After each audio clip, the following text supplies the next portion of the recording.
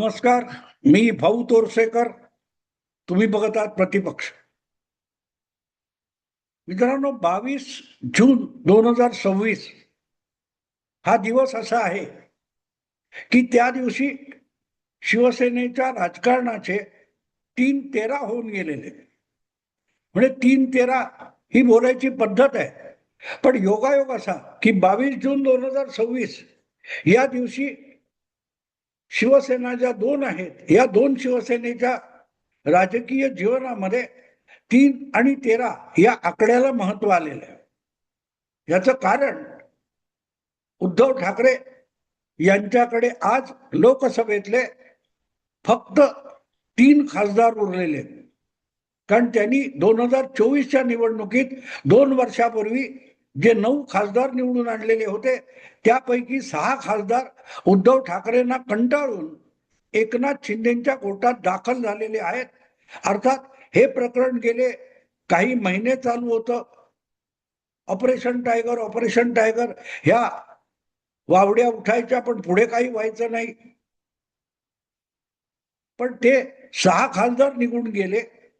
त्यामुळे उद्धव ठाकरे यांच्याकडे आता फक्त 3 खासदार लोकसभेचे शिल्लक राहिलेले.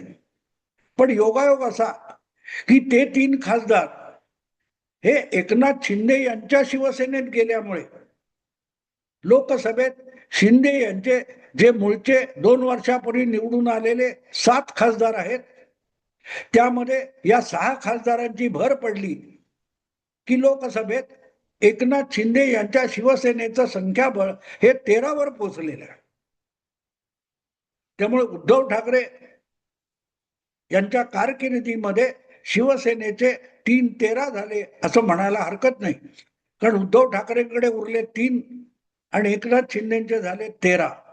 एक प्रकारे महाराष्ट्राच्या राजकारणामध्ये एकनाथ शिंदे यांनी काँग्रेसची बरोबरी केलेली आहे. 2 वर्षापूर्वी झालेल्या लोकसभा निवडणुकीत 2024च्या काँग्रेसने फार मोठी झेप घेतली होती. 19 मध्ये काँग्रेसला कसाबसा 1 खासदार लोकसभेचा निवडून आणता आला होता. 2024 मध्ये महाविकास आघाडीच्या नावाखाली जी लढाई लढली गेली त्यामध्ये काँग्रेसच्या वाट्याला एकदम 13 ही संख्या आली. जो भाजप 19ला 23 खासदारांचा पक्ष होता तो 9 पर्यंत खाली आला. काँग्रेस 13, भाजप दुसऱ्या क्रमांकाचा म्हणजे भाजप आणि उद्धव ठाकरे यांची उभाटा शिवसेना प्रत्येकी 9-9, एकनाथ शिंदे 7, एक अपक्ष आणि एक अजितदादांचा, अशी विभागणी होती. पण आता उद्धव ठाकरे यांचे 6 खासदार लोकसभेचे हे एकनाथ शिंदेकडे गेल्यामुळे त्यांचं लोकसभेतलं संख्याबळ हे आता 13 पर्यंत जाऊन पोहोचले. त्यांनी काँग्रेसची बरोबरी केलेली आहे. भाजप सुद्धा मागे पडलाय शिंदेच्या.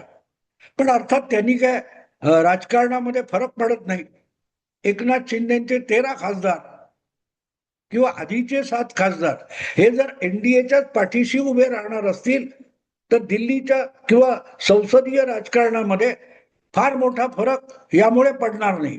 हा एक आहे की आज येणाऱ्या पावसाळी अधिवेशनामध्ये मोदी सरकार जी विधेयक आणतील त्याच्यामध्ये हक्काचे आणखीन 6 खासदार वाढले आणि उद्धव ठाकरे यांचं संख्याबळ नको तितकं घटलेलं आहे.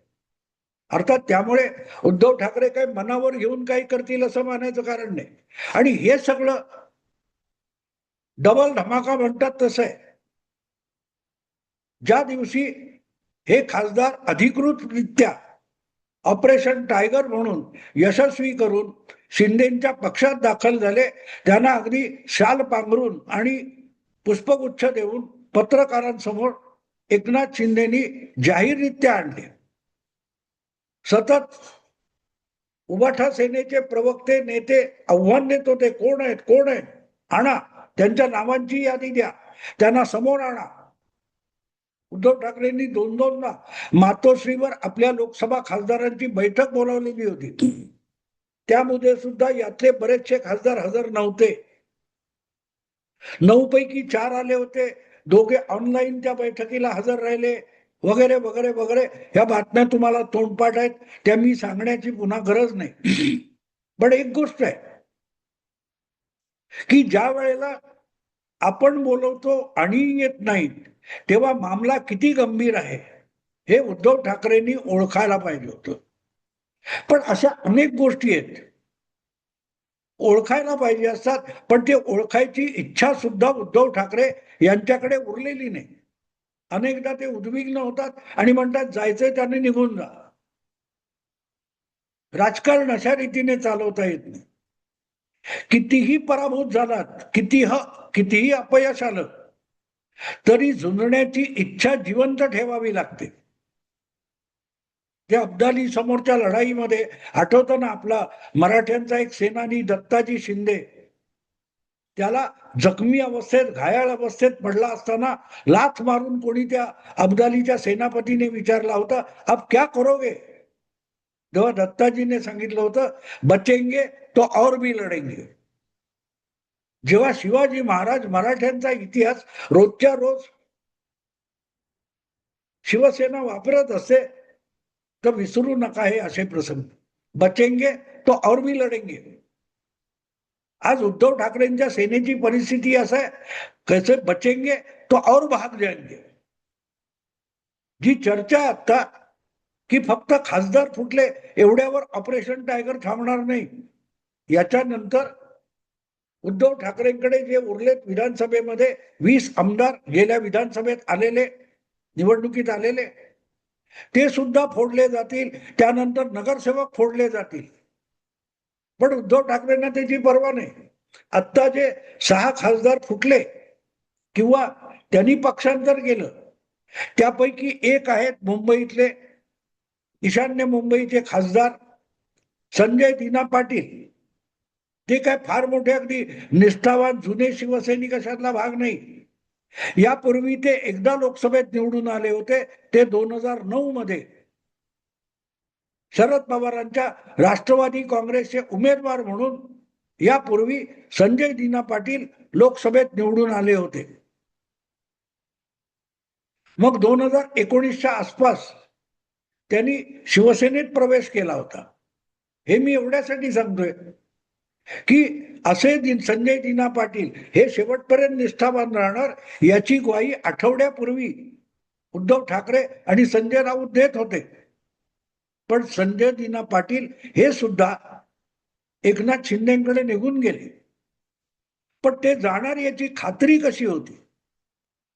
पावती आली थेट मातोश्रीवर, संजय दिना पाटील जाणार असल्याची पावती आली.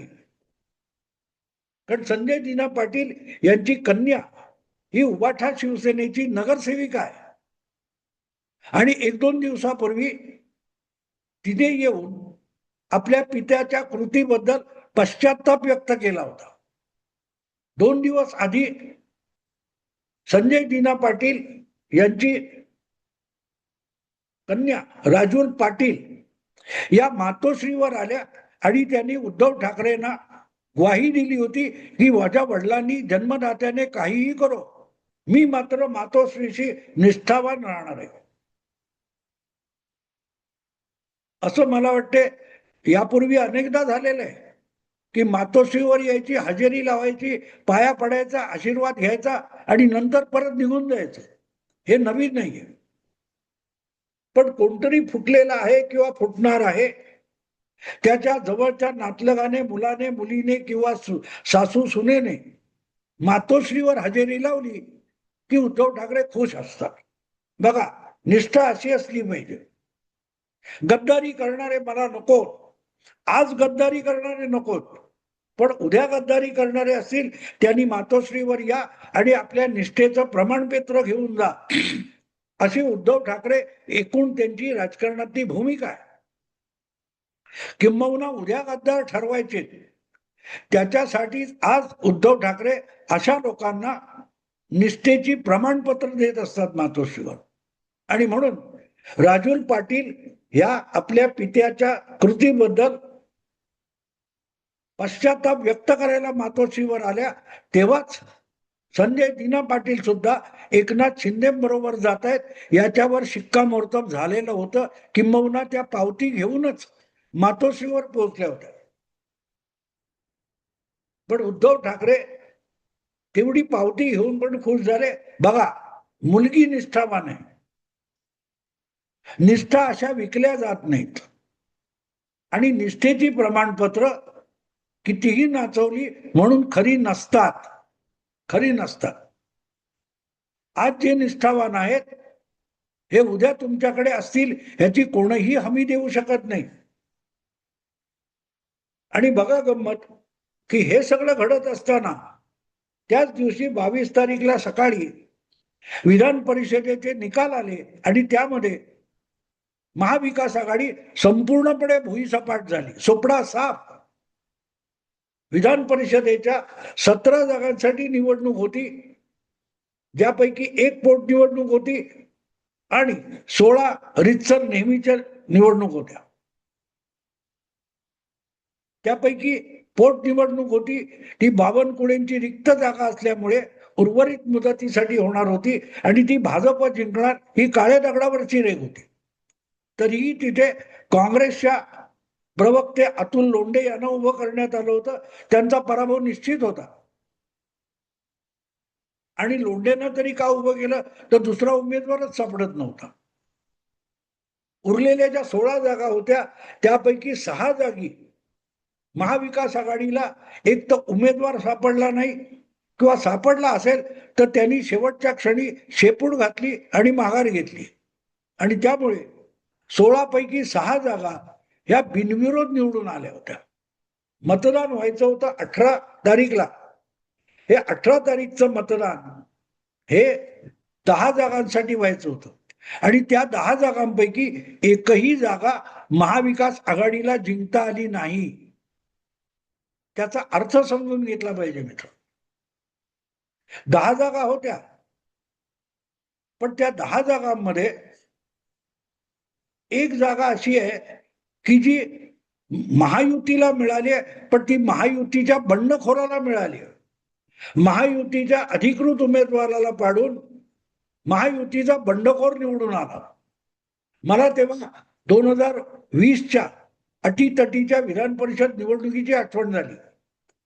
10 जागांसाठी विधानसभेच्या आमदारांच्या मतदानातून आमदार निवडले जाणार होते विधान परिषदेचे, आणि त्यामध्ये काँग्रेसचे 2 उमेदवार होते.